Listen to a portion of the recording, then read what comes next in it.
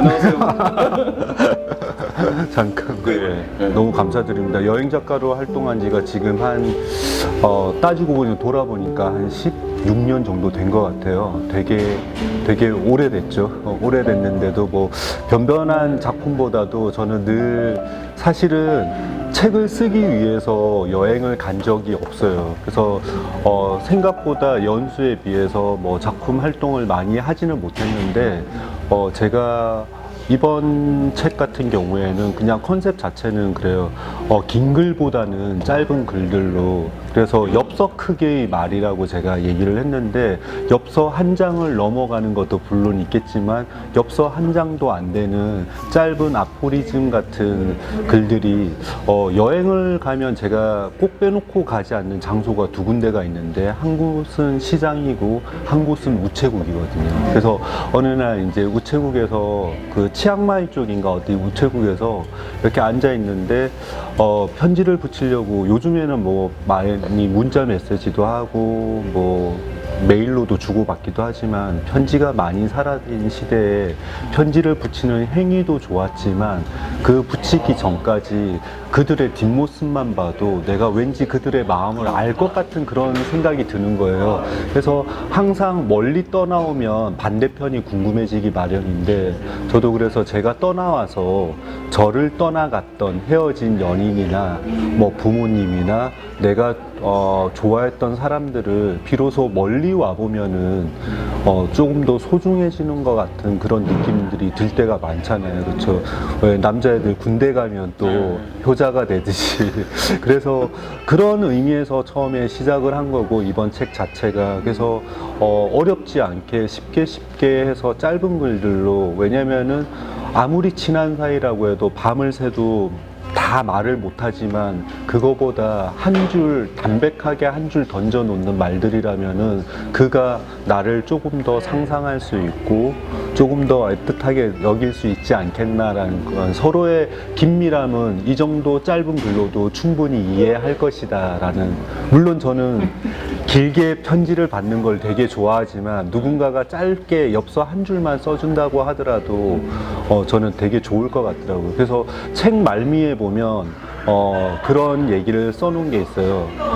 내가 먼저 도착하기 전에 누군가 나의 집에 엽서를 한 장 보내준다면, 내가 도착했을 때, 아무도 없는 빈집에 도착했을 때 누군가 보낸 엽서를 보고 나는 또 힘을 얻어서 내가 지나왔던 길들의 좋은 것들을 생각하면서 다음 여행 때까지 또 좋은 마음으로 살 수 있지 않겠나라는 그런 생각을 하면서 썼죠.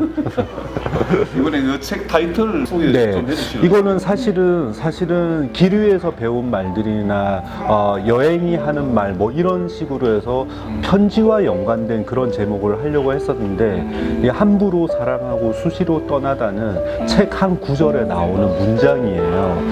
어떤 제가 제네럴 산토스라는 어떤 데를 갔었는데, 거기서 만난 어떤 여자애가 정말 차돌맹이 같이 까만 여자애가 남자친구한테 실연을 당하고 와서 이제 저한테 이렇게 둘이서 얘기를 하는데, 그 남자는 그 섬에 그녀가 남기를 원했고 그녀는 섬에서는 살 수 없어서 결국은 헤어졌지만, 그래서 내가 그것마저도 젊기 때문에 가능하고 아주 소중한 거다. 우리가 아무리 함부로 사랑하고 수시로 떠난다고 하더라도 그 행위 자체만으로도 내 마음에 진심이 있으면은 다 소중한 것 아니겠나라는 생각으로 썼던 문장인데, 출판사 에디터께서 이제 이 문장을 뽑아서 처음엔 약간 불륜 드라마 제목 같기도 하고, 함부로 사랑하고 수시로 떠나다라는 이 말이, 그래서 여행을 제가 굳이 벌써 8번째 책이 나왔는데 굳이 계속 여행 얘기를 하는 이유가, 저는 개인적으로 여행에서 배운 게 되게 많다라고 생각을 해요. 그래서 여행에서 배운 게 뭐가 있을까 생각을 해보면은, 그냥 한국에 있어도 좋고 좋은 사람과 만나면 어디를 있어도 좋지만, 제가 좋아하는 장소나 낯선 장소에 갔을 때 그 봤던 좋은 것들을 생각을 하고 유출을 해보면은 돌아왔을 때 여행의 가장 큰 장점은 내가 새로운 곳을 갔다라는 게 아니라 좋은 추억을 만들어서 돌아와서 좋은 것들을 생각하면서 계속 살아가는 그 행위가 저는 여행의 본질이라고 생각을 해요. 여행은 가도 살 수 있고 가지 않아도 살 수 있지만 여행을 다녀온 사람과 다녀오지 않은 사람은 반드시 차이점이 있어야 되는데 나는 그 차이가 좋은 것을 반드시 여행을 갔으면 좋은 것을 물론 나쁜 일도 당할 수도 있겠지만 그 나쁜 일마저도 좋은 교훈이 될 수 있다라고 하면 좋은 것을 생각하는 사람은 반드시 좋아질 것이다. 이 컨셉으로 저는 아마 이 컨셉은 앞으로도 변하지 않을 것 같아요. 왜냐면은 내가 씀으로써 더 좋아지고 누군가가 이 책을 읽으면 내 마음처럼 좋아졌으면 좋겠다라는 생각에서 쓴 거니까. 네. 저는 사실은 사진에 대해서 크게 할 말은 없는데 어떤 누구도 찍을 수 있는 사진들이지만 제가 뭐 사진을 전공하거나 이런 사람이 아니기 때문에 저는 그래요. 어떤 누군가가 그럼에도 불구하고 좋은 사진을 어떻게 찍습니까? 사진을 왜 찍습니까? 물어본다라고 하면은 사진은 저는 머리로 찍는 것도 아니고 어떤 누군가는 가슴으로 사진을 찍는다는데 전 잘 모르겠어요. 그냥 사진은 발이 찍는다라고 생각을 해요.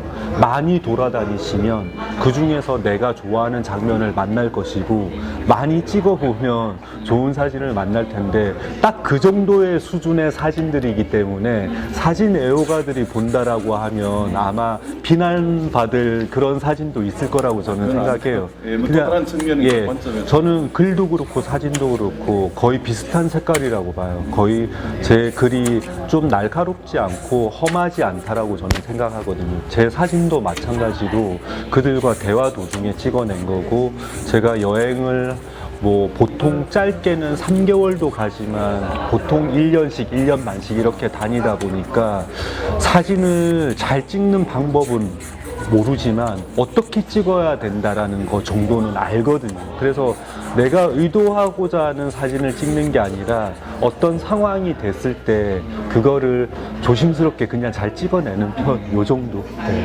그래서 혹시 뭐 글을 잘 쓸 수 있는 방법이 있나요? 저는 이제 뭐 제가 문학 전공도 사진 전공도 안 했지 문학 전공도 안 했는데 예. 사진가들이 글 쓰는 거에 대해서 네. 되게 어려워. 그래서 저는 항상 중학교 2학년 때 선생님을 얘기를 하는데 요즘도 강의를 나가다 보면 예전에 무슨 방송에서도 그런 얘기를 한 적이 있어요. 중학교 2학년 때 담임 선생님이 저한테 일기를 매일매일 써서 매일매일 일기 검사를 받다 보니 저는 거짓말이 아니라 지금도 일기를 쓰거든요.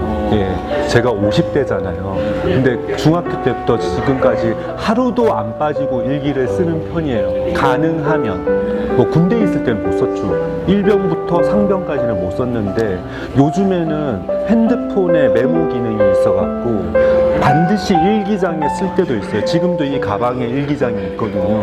그래서 항상 일기를 쓰다 보면 제가 강의 때 하는 얘기가 쓰다 보면 보이는 게 있어요. 내 마음이. 그래서 저는 글을 잘 쓴다라는 거는 어떠한 테크니컬한 거를 차용해서 쓰는 것보다 내가 내 마음을 솔직하게 그대로 스트레이트로 그냥 딱 쓰는 게 가장 공감이 많이 있지 않나. TBS 교통방송에서 그 가수 이은미 씨랑 그냥 하게 된 이은미 누나는 오래전부터 이제 친분이 있어서 가지고 같이 방송을 하게 됐는데 몇 주 전에 1주년이 벌써 지났어요. 네, 그래서 여행을 갔다 와서 바로 투입이 됐는데 지금 1년이 지나는 바람에 이게 곧 잘리겠죠? 곧 잘리겠는데 이게 코로나 문제도 있고 해서 당분간은 여러분들도 여행 가지 마시고 라디오로 제가 진행하는 매주 금요일 날 4시부터 6시까지 하는 여행 얘기를 이은미 씨와 함께 같이 하는데 그걸 들으시면서 좋은 여행 하시고 또 이런 책 보면서 대리 여행 하시는 거죠. 뭐. 독자들에게 네. 한 말씀만. 네. 오래오래 여행자로 남기 위해서 지금 제가 거의 한 20년 가까이를 실제로 여행을 하면서 이렇게 다니면서 썼던 책들이고요. 제가 만나는 독자들은 그랬으면 좋겠습니다. 제가 어느 길 위에서 만나는 사람처럼 우리가 작가와 독자 이런 걸 다 떠나가지고 그냥 여행자로 만나는 기분이었으면 좋겠고요. 앞으로도 어디서나 언제든지 만나게 되더라도 저는 여행자가 갖추어야 될 면모로 이렇게 소박하게 열심히 이렇게 인사드렸으면 좋겠습니다. 고맙습니다. 감사합니다.